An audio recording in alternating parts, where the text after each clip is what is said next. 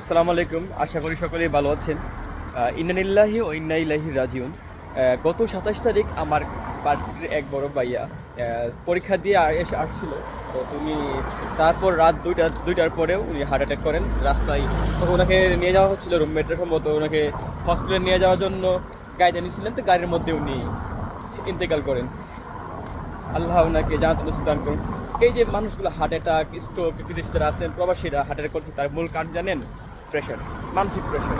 Family থেকে pressure আসে, নিজের বার্সের থেকে প্রেশার আসে, নিজের থাকা খাওয়ার খরচের প্রেশার আসে, কাজের প্রেশার আছে, এত রকমের প্রেশার যা বলার মতো নেই। ঋণের প্রেশার।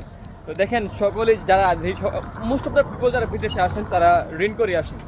তো যারা ঋণ করে আসেন দেখা গেছে আপনি প্রথম এসে কাজ পাওয়া যায় না, ওইটা হতাশ হয়ে যায়, ডিপ্রেশন পড়ে যায় আমরা, ঠিক আছে? তো ডিপ্রেশনে হতাশা না ভুগে কী করতে পারেন? প্রয়োজন হলে দেশ থেকে আরও 1 লক্ষ টাকা নিয়ে আসেন। এখন বলেন ভাই এত টাকা আনছি, ঋণ করছি, আবার এত টাকা পসিবল না।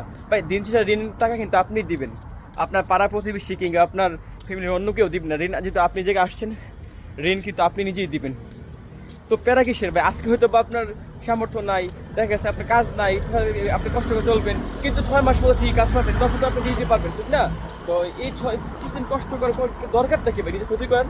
এই যে টাকা পয়সা নিয়ে টেনশন থাকে, একটা মাস শেষে একটা মোটামুটি 30-40 হাজার টাকা, 40-50 হাজার টাকা একটা অ্যামাউন্ট লাগে এই টাকা খাওয়ার জন্য। তারপর হচ্ছে বাসা ব্যাপার, সব কিছু অ্যাভারেজ। কিছুদিন পর পরীক্ষা আসে, পড়াশোনা করতে হয়, জব ম্যানেজ করতে হয়। এই প্রেশারগুলো, তারপর হচ্ছে আপনার ভার্সিটির যে টিউশন ফি ম্যানেজ করতে হয়, এই যে প্রেশারগুলো না মানুষকে অনেক ডিপ্রেশনে রাখা ফেলাই দেয়। দেশে থেকে ঋণ করে আসেন, ঋণের টাকা এই বুকি চুকি মিলাইয়া আমার প্রবাসীরা সকলে প্রেশার থাকি। ভাই প্রেশার নিয়েন না, রিল্যাক্স থাকেন। আর ফ্যামিলি মেম্বারদেরকে বলবো যারা দেশে আছেন, কখনই তাদেরকে প্রেশার করবেন না, এটা লাগবো ওইটা লাগবো, ভাই বোন যারাই আছেন, ঠিক আছে? এই ঝামেলা ওই ঝামেলা। তো এই মানুষগুলো না প্রচুর চিন্তা করে, যার কারণে তারা মানসিকভাবে হতাশাগ্রস্ত হয়ে যায়। এবং একসময় দেখা গেছে এই হতাশাগ্রস্ত থেকে কেউ স্ট্রোক করে, কেউ আত্মহত্যা করে, কেউ হার্ট অ্যাটাক করে, বিভিন্নভাবে বিভিন্ন মানুষ অসুস্থ হয়ে মারা যাচ্ছে। দিনের পর দিন ট্রমায় পড়ে যাচ্ছে। তো আপনাদের উচিত তাদেরকে সাপোর্ট দেওয়া। বলবেন বাবা তোমার ঋণ হয়েছে 5 লাখ টাকা, 20 লাখ টাকা, 30 লাখ টাকা, ম্যাটার না, আরও 1 লাখ ঋণ করো, বা তুমি খাবার টাবার খায়া শরীর সুস্থ রাখো। কাজের প্রেশার নিও না, আল্লাহ যারা ভালোর জন্যই করে। তো আপনারা যারা বিদেশ থাকবেন সকলের ফ্যামিলি থেকে যেন এই সাপোর্টটা পান, তাদেরকে বুঝাবেন যে মা বা বাবা কিছুদিন ওয়েট করেন, হয়ে যাবে ইনশাল্লাহ। তো তারা প্রেশার ক্রিয়েট করে। আর সবচেয়ে বড় কথা হচ্ছে সব কিছুর মালিক একজন আল্লাহ।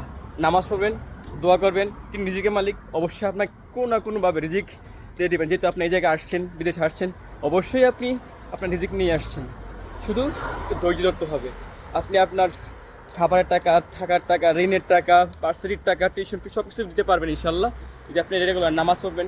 নামাজ পড়ে দোয়া করবেন, অবশ্যই আল্লাহ কোনো না কোনোভাবে আপনাকে সাহায্য করবে।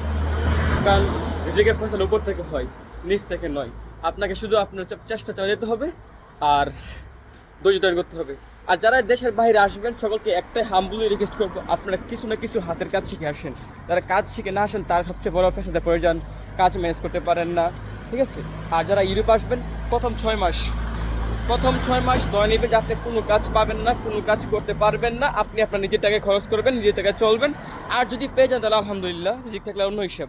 কিন্তু আপনার মাইন্ডসেট করবেন 6 মাস আমি কাজ পাবো না।